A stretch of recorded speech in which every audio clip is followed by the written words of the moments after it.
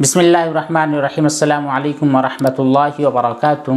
آج کل ہم لوگ اپنے گھروں میں بے برکتی کو لے کر بہت زیادہ پریشان ہیں۔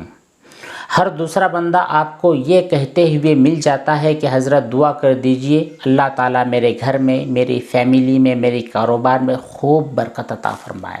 تو برکت ایک ایسی چیز ہو چکی ہے جس سے ہم محروم ہیں۔ اب برکتوں کو حاصل کرنے کے لیے ہم لوگ طرح طرح کے ہتھ کنڈے اپناتے ہیں، بڑے لمبے چوڑے وظیفے کر لیتے ہیں اور بہت زیادہ کوششیں کرتے ہیں، دوسرے لوگوں سے دعائیں کرواتے ہیں، جبکہ برکت ہمارے گھر کے کاموں میں چھپی ہوئی ہے۔ آج میں آپ کے سامنے کل 11 چیزیں ایسے بتلاؤں گا، اگر آپ ان 11 چیزوں پر عمل کرتے ہیں تو انشاءاللہ آپ کے گھروں میں برکتوں کا نزول ہوگا، اللہ تعالیٰ کی خاص رحمتیں آپ کے گھروں کی طرف متوجہ ہوں گی۔ ایک ایک کر کے ان 11 چیزوں کو سنیے، ان پر عمل کیجیے، اپنے دوستوں کو بھی اور اپنے گھر والوں کو بھی ان باتوں پر عمل کروائیے۔ بہت چھوٹی چھوٹی اور ہر ایک آدمی اس پر عمل کر سکتا ہے، بالکل ایزی ٹو یوز ہے۔ نمبر 1، پاکیزہ گفتگو، یعنی جو آپ کی بول چال ہوگی گھر میں رہتے ہوئے، آپ کسی کے ساتھ بول رہے ہیں، بات کر رہے ہیں تو بہت پاکیزہ گفتگو ہونی چاہیے۔ اڑام دھڑام، اناپ شناپ، گالم گلوچ، ان تمام چیزوں سے اپنی زبانوں کو آپ پاک صاف رکھیے، کیونکہ اچھی گفتگو کرنے کی وجہ سے، تو تڑام سے بچنے کی وجہ سے اللہ تبارک و تعالیٰ تمام گھر والوں کو ایک ساتھ ملا دیتے ہیں۔ جب وہ مثبت ان کے خیالات ہوتے ہیں، مثبت ان کے الفاظ ہوتے ہیں تو ان کی وجہ سے اخلاق جھلکتے ہیں اور لوگوں کو نفسیاتی اعتبار سے تعاون بھی ملتا ہے۔ اگر آپ جو آپ کے الفاظ ہوتے ہیں ان کو گرا کر کے استعمال کرو گے یا پھر بیہودہ الفاظ استعمال کرو گے تو اس کی وجہ سے نفسیاتی غلط اثرات مرتب ہوتے ہیں۔ اگر آپ کی گفتگو پاکیزہ ہے، آپ کے الفاظ پاکیزہ ہے، انشاءاللہ آپ کے گھر میں برکت اترے گی۔ دوسرا جو سبب ہے وہ ہے شفقت اور آسانی۔ نبی کریم صلی اللہ علیہ وسلم کے بہت سارے فرامین، بہت سارے ارشادات ہیں، ان تمام ارشادوں میں سے ایک یہ ہے کہ شفقت اور نرمی کسی بھی چیز کو خوبصورت بنا دیتی ہے، لہٰذا جو آپ کے گھر کے معاملات ہوتے ہیں ان تمام معاملات میں نرمی برتیے۔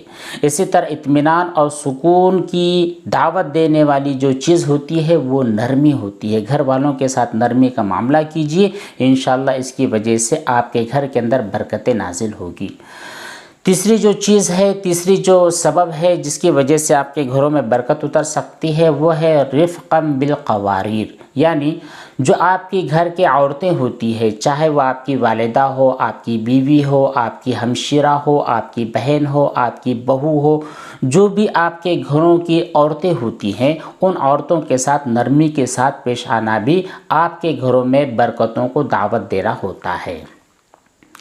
وہ اس لیے کہ گھر کی جو خواتین ہوتی ہے، جب ان کے ساتھ آپ نرمی کے ساتھ پیش آتے ہیں تو اللہ تبارک و تعالیٰ اس کی وجہ سے آپ کے رزق میں برکت عطا فرمائیں گے۔ زندگی کے اندر جو آپ کے کام ہوتے ہیں ان تمام کاموں کے اندر بھی برکت عطا فرماتے ہیں، اس لیے کہ جو عورت ہوتی ہے وہ عورت آپ کے گھروں کے نظام کو سنبھالتی ہے۔ گھر میں کون سی چیز کہاں پر خرچ کرنا ہے، کون سی چیز کہاں رکھنا ہے، کیسے نظام چلانا ہے، یہ مکمل چیزیں ان کے کنٹرول میں، ان کے اختیار میں ہوتی ہے۔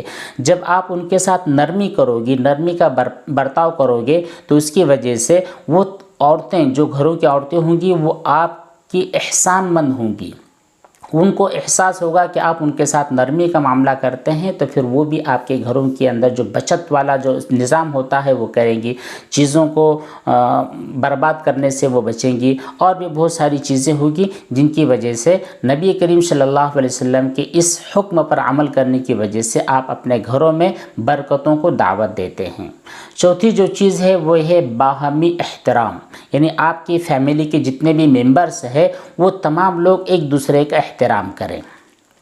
اس کی وجہ سے ہوتا یہ ہے کہ آپ کے جو گھر کا جو اندرونی نظام ہوتا ہے، اندرونی جو فضا ہوتی ہے وہ بالکل خوشگوار ہو جاتی ہے، جبکہ گالم گلوچ کی وجہ سے، برے الفاظ کہنے کی وجہ سے لوگوں کے درمیان کی جو محبتیں ہوتی ہے وہ محبتیں ٹوٹ پھوٹ کر فنا ہو جاتی ہے، نفرتیں پلنے لگ جاتی ہے۔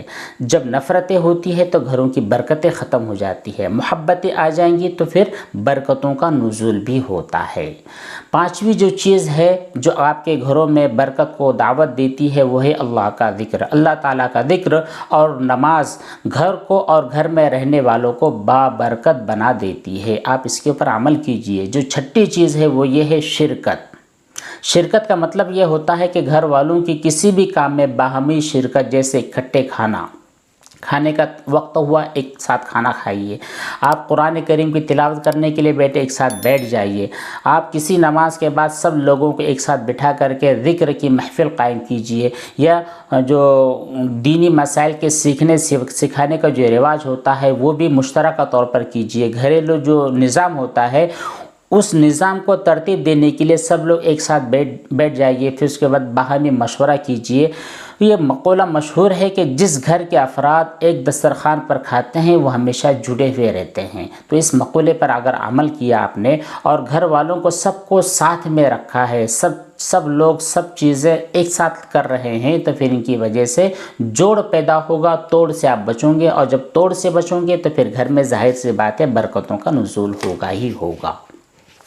ساتویں چیز یہ ہے کہ حمد اور شکر، اللہ تعالیٰ کی حمد کیا کرے، اللہ کا شکر ادا کرے، اپنی زبان کو اللہ کی حمد اور ثنا اور شکر کا عادی بنا لے۔ اس کی وجہ سے بے حساب نعمتیں، بے حساب برکتیں نازل ہوتی ہیں۔ خود قرآن کریم میں اللہ نے ارشاد فرمایا ہے لئن شکرتم لأزیدنکم، اگر تم نے میری دی ہوئی نعمتوں کا شکر ادا کیا تو یقین جانو ان نعمتوں کے اندر میں اضافہ کروں گا۔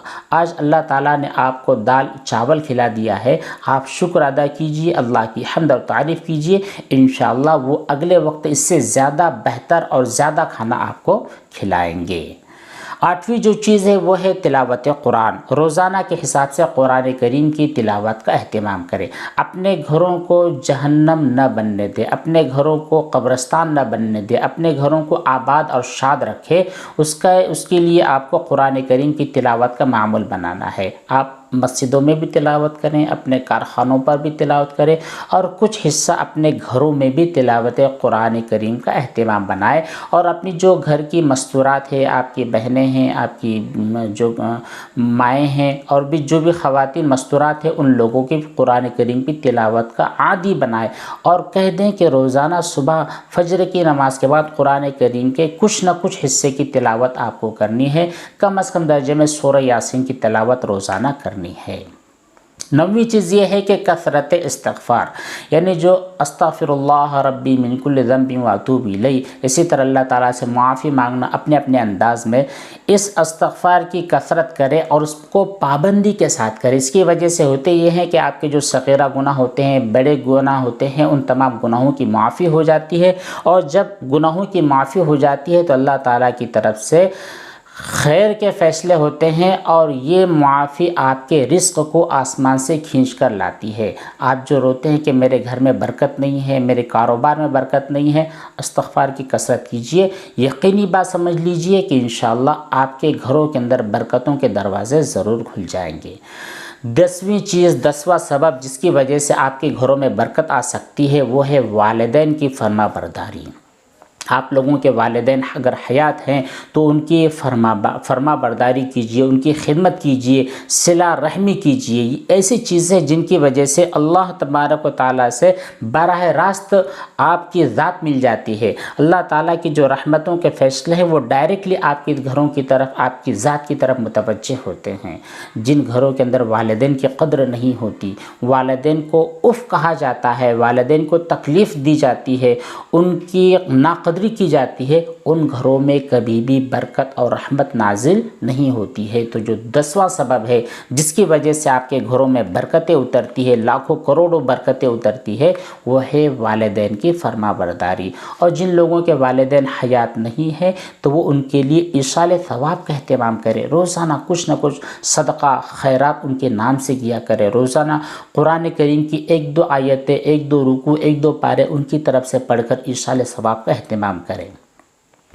11ویں چیز جس کی وجہ سے آپ کے گھر میں برکتوں کا نزول ہوتا ہے، اور وہی مین اور پوائنٹڈ چیز ہے، وہ ہے رزق حلال کمانے کی کوشش اور حرام سے مکمل اجتناب۔ آپ چاہے دن کے 1000 روپیہ ہی کمائیں، دن کے آپ 200 روپیہ ہی کمائیں، دن کے آپ 100 روپے ہی کمائیں، لیکن وہ 100 روپیہ اور وہ 1000 روپیہ حلال کا ہو، پیورلی حلال ہو۔ اس کے اندر کوانٹیٹی نہیں دیکھنی پڑتی ہے، کوالٹی میٹر کرتی ہے۔ اگر آپ کا مال صرف 10 روپیہ یا 100 روپیہ گھر میں آ رہا ہے، لیکن اس کی کوالٹی بالکل 100% پاک ہے، پیور ہے، تو ایسی کنڈیشن میں وہ 100 روپیے کے اندر وہ برکت ہوگی جو لوگوں کو 1000 لاکھ اور کروڑوں کے اندر جو برکتیں نہیں ملتی ہے، وہ آپ کو 100 روپیے کے اندر ہو جائے گی۔ اس لیے کہ جو حلال مال ہوتا ہے وہ برکتوں کو کھینچتا ہے، پاکیزہ مال برکتوں کو کھینچتا ہے، اور جو حرام مال ہوتا ہے، جوا، سٹا، چوری اور حرام طریقے سے کمائی ہوئی جو دولت ہوتی ہے، روپیہ ہوتا ہے، اس کی وجہ سے آپ کے مال کی برکت ختم ہو جاتی ہے۔ آپ کے پاس تجوری بھر کر تو مال ہوگا، لیکن ساتھ ہی ساتھ برکت ختم ہو جائے گی۔ برکت کا مطلب یہ ہوتا ہے کہ جو بھی آپ کے پاس موجود ہے، ٹوٹا پھوٹا گھر ہے، ٹوٹی پھوٹی کمائی ہے، ٹوٹے پھوٹے کھانے والی پکانے کی چیزیں ہیں، لیکن سب شاد ہے، خوش ہیں، گھروں کے اندر ٹینشن کا ماحول نہیں ہے، گھروں کے اندر جھگڑا نہیں ہے، گھروں کے اندر ایک دوسرے کی بے ادبی نہیں ہے، والدین کی ناقدری نہیں ہے، چھوٹے بڑوں کے ساتھ بالکل گھل مل کر اچھی طرح رہتے ہیں، یہی تو ہے گھر کی برکتیں۔ آپ کو کیا لگتا ہے برکت کا مطلب؟ برکت کا مطلب یہ کہ ہمارا عالی شان مکان ہو جائے، ہمارے گھروں کے سامنے مرسڈیز کھڑی ہوئی ہوں، ہمارے بڑے بڑے لان ہو، اور ہمارے بڑے بڑے باغات ہوں، یہ سب برکتیں نہیں ہیں۔ برکت اصل ہے آپ کے دلوں کا سکون، دلوں کا اطمینان، رات بھر آپ چین کی نیند سو رہے ہوں، یہ ہے برکتیں۔ آپ نے پیٹ بھر کر کھانا کھا لیا ہے، اللہ کا شکر ادا کیا ہے، یہ آپ کی برکتیں۔ آپ نے اچھا کپڑا پہن لیا ہے، اچھی طرح رہ رہے، بس یہ ہے برکتیں۔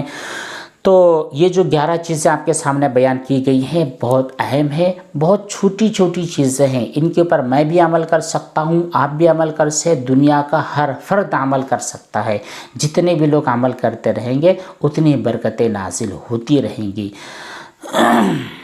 بس اللہ تعالیٰ سے دعا کیجئے کہ ان تمام چیزوں پر عمل کرنے کی ہم سب کو توفیق بخشے۔ والسلام علیکم ورحمۃ اللہ وبرکاتہ۔